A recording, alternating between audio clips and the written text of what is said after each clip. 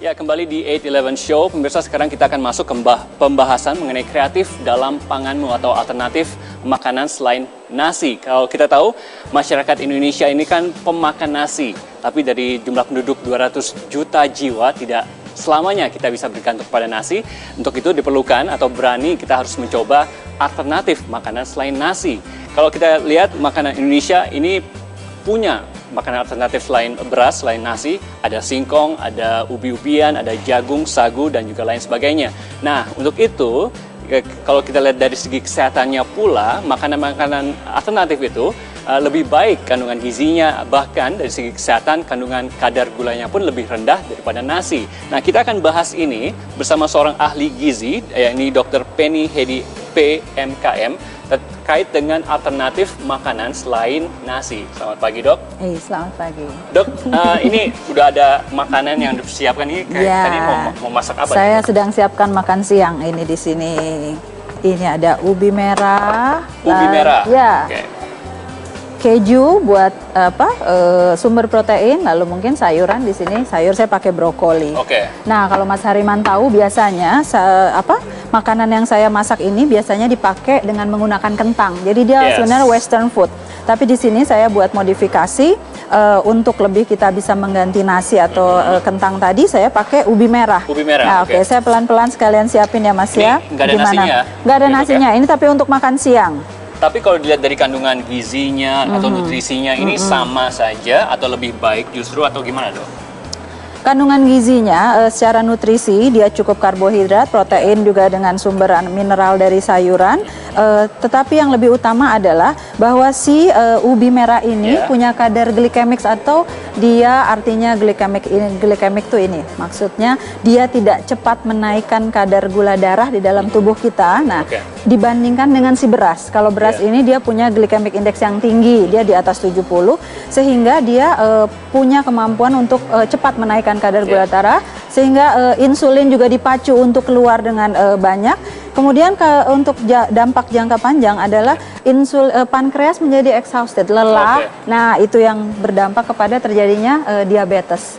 Nah, ini makanya saya variasikan, saya menggunakan ubi yang rendah glikemik rendah glikemik indeks. Tapi sebelumnya, Dok, saya mau kasih tahu juga pemirsa, kalau ada yang mau bertanya kepada dokter silakan, terkait dengan alternatif makanan selain nasi, silakan bisa ditelepon ke 58 30 40 50. Kami tunggu telepon Anda di segmen-segmen ini.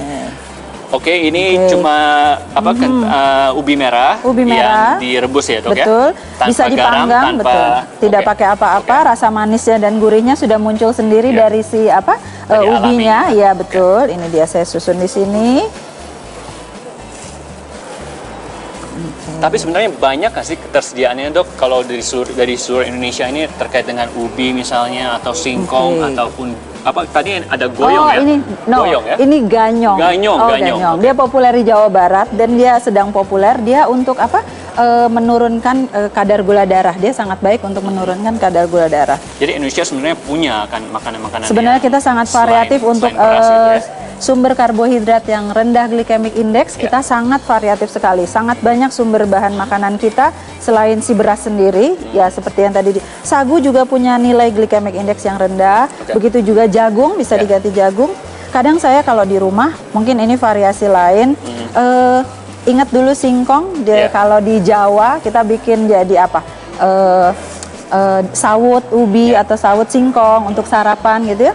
Kadang ini kita bisa bikin jadi kayak apa? Skutel singkong, betul. Ini ubi kulit-kulitnya pun nggak perlu dikupas ya? Tidak perlu dikupas, dia jadi sumber tambahan serat.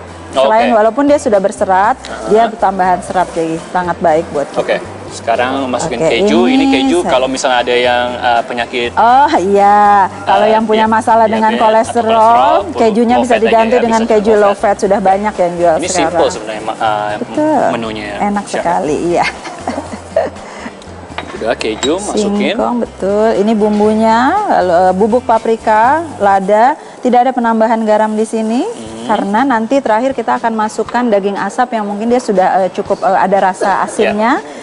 Juga rasa asin kita bisa dapatkan dari si keju ini tadi. Oke.